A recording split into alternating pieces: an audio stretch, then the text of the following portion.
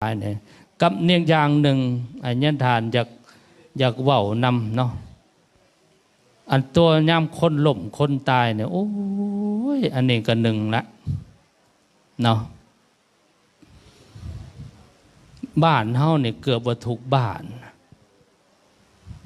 คนล่มคนตายเนี่ยนะมีอย่างพอคนล่มคนตายนะขางูขาควายเล่าไปชังลินไพ่เนี่ยยันทานว่ายังให้เปลี่ยนบ่พอเลยยันทานก็ไปว่าลายบอลได้เวลาคนล่มคนตายเนี่ยเฮาอย่าไปกินกันไปสอยกันดีบ่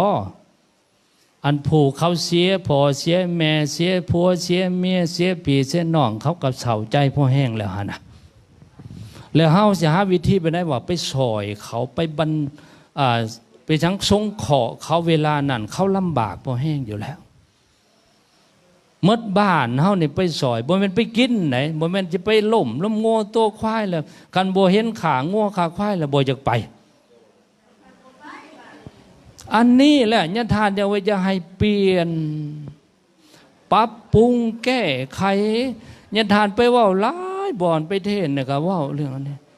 เห็นบ่เฮาซอยกันนี่นะสมมุติว่าเจ้าซอยคอยซอยเจ้าน่ะเฮาเฮ็ดคือเฮ็ดบุญนี่นะไผมีหยังคงอยู่คงกินในเฮือนนั่นโอ้เฮือนนี่ตายได้เฮ้ยเอาถือไปผู้นี้มีแจวก็เอาใส่ถ้วยเอาไปผู้นี้มีผักมีหญ้าก็เอาไปผู้นี้มีแกงเฮ็ดแกงฮ้อนได้ก็ไปเข้าเฮือนละติ๊บเฮือนละติ๊บเฮือนละติ๊บไปหามีคงกินเฮือนละถ้วยเฮือนละถ้วยไปซอยกันจนปรุงศพจนแจกเขาเฮาก็เฮ็ดแบบนี้นะได้บ่ได้ไม่ออกคันเหตุนะก็บ่ได้แม่นนักแม่นละวะ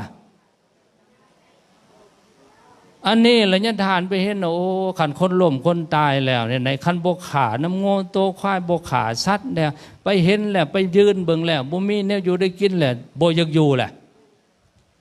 นี่แหละแม่นบ่บ่มีเหล่ามียาเนี่ยนี่แหละไปติซ้ำอีกโอ้ยไปบ่ได้อยู่ได้กินไปยังวะขี้ทีก็ดอเพราะว่าไอ้นั่นประหยัดก็ดออีกพุ่นนะโอ้ไปหรือคนเฮามาขึ้นได้เห็นแก่กินนะนั่นทีล่มตายโอ้เฮาสิซอยกันได้เฮ้ยบ้านเฮาเมืองเฮาแต่ละขอบแต่ละโคนได้เอาข้าวสารเฮือนละ5 โล 10 โลบ่เอาไปซอยกันเด้อมักเพชรมักเครือเด้อมีผักมีหยังยืนกินไปซอยกันเด้อเฮ้ยเฮือนเจ้าเฮือนคอยยังไปเป็นนี่